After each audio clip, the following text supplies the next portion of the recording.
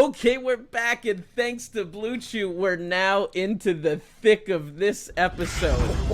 Mount Rushmore, the representation of a nation, in our case, of tag team wrestling, the epitome of an industry. So, Dogg, let's start comparing our Mount Rushmore of a couple different decades. Okay. I do not have mine in front of me. I should probably get them. I should be ready to be hitting this repetitively right here. Yes. Let me pull up my notes here. I don't know. Where did I? All right. As you grab your notes, I'll transition us, and I think we're gonna start in the 80s right here. Okay. I mean, if you want to go even into older school in historic and the legacy, we could, but I feel like where I started appreciating it was in the late 70s, maybe early 80s with the Nightmares. And look, that was only because I didn't see other wrestling. I followed the wrestling where I lived. It was regional because my father and family were on there, so that's what I followed. I know there are going to be a lot of people that go, you didn't even say so-and-so, and I have reasons for all my picks, even if they're not good ones. You know what I mean? Good reasons.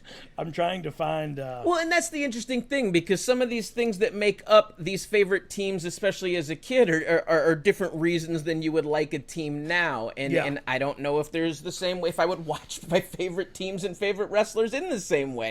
Right. Is when I was a child. Because look, I think that's a bigger conversation, and I have this all the time with myself, and then anybody that'll like.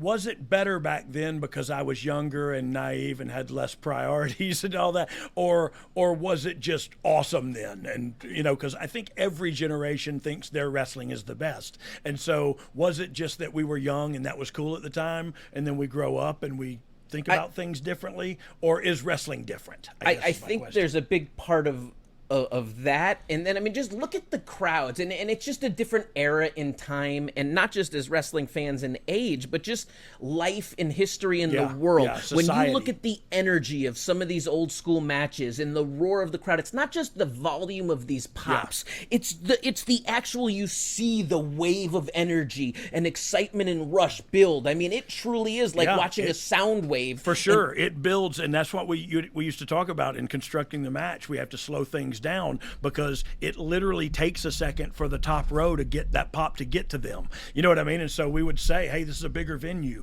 Don't work like you're working at the VFW or you're working at a 2,000 seater. This son of a gun holds 18K. You got to work like so 18K can see it. You know what I mean? You got to work bigger. You got to take a little more space, a little more time.